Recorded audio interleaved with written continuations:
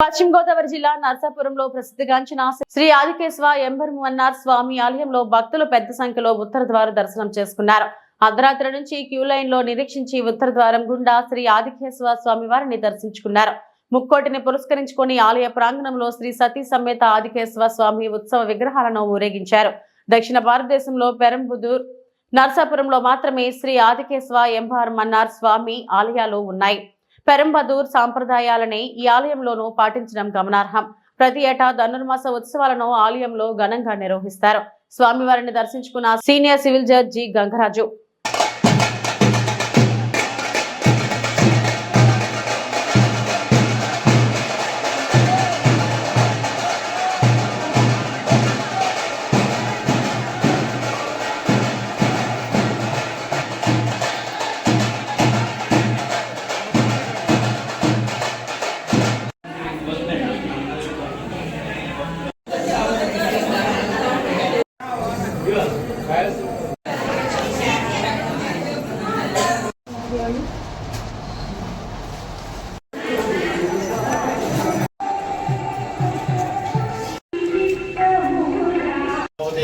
सर्वस्याद्ये सर्वसरिभ्ये सर्वमेव देनाप्नोति सर्वं चेति श्रीपाः स्वसनाङ्गरिषावदेन श्रीगाः पूजमानः अभियन्त्रावर्तमेन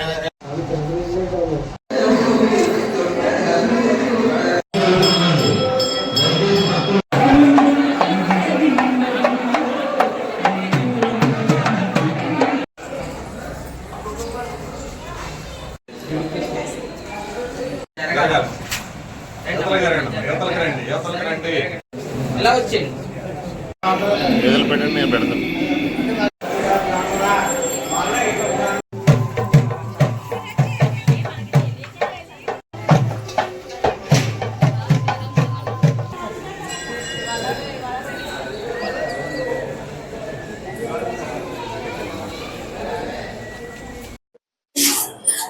శ్రీమతే రామానుజాయ నమః. శ్రీ ఆదికేశవ పరబ్రహ్మణే నమః.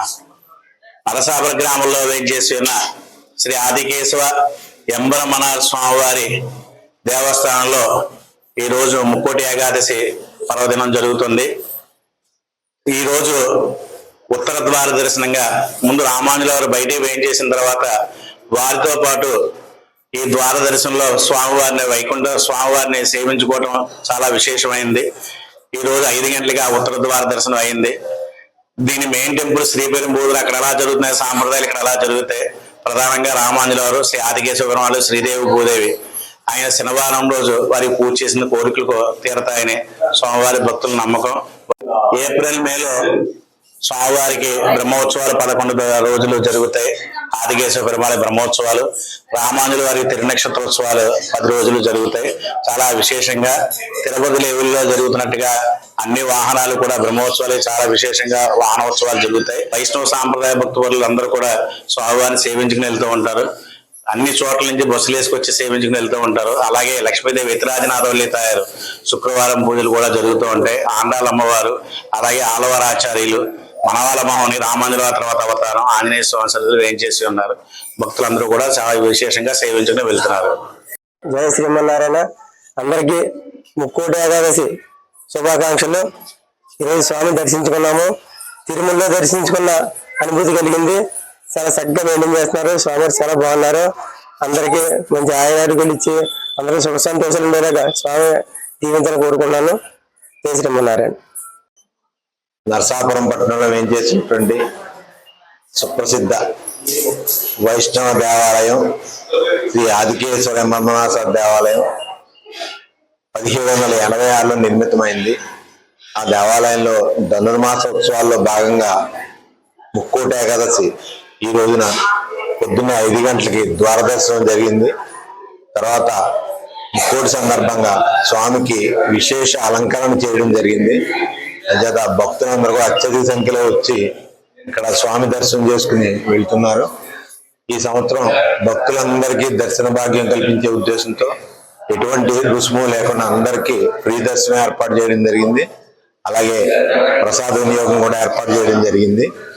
తర్వాత ఈ ధనుర్మాసోత్సవాల్లో భాగంగా 13వ తారీఖు భోగి కళ్యాణం జరుగుతుంది. అంటే గోదాదేవికి కేశవ స్వామికి వివాహం జరుగుతుంది. ఆ రోజు కూడా విశేషంగా భక్తులు వస్తారు. దాని నిమిత్తం కూడా ఈ ఆలయంలో విశేషమైనటువంటి ఏర్పాట్లు చేయడం జరిగింది. ఇది ఆంధ్రప్రదేశ్ లో ఉన్నటువంటి ఏకైక వైష్ణవాలయం.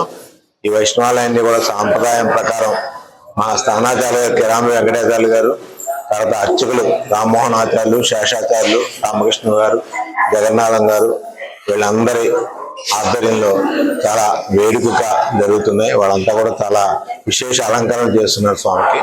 కాబట్టి భక్తులందరూ వచ్చి ఆ స్వామిని, శ్రీదేవి ఆదికేశ్వర స్వామిని, రామాంజలి వారిని, కాయరమ్మని, ఆండాళ్ళని దర్శనం చేసుకుని ఆ తీర్థప్రసాదాలు స్వీకరించి ఆ స్వామి అనుగ్రహానికి పాత్రలవుతారని కోరి ప్రార్థిస్తున్నాను.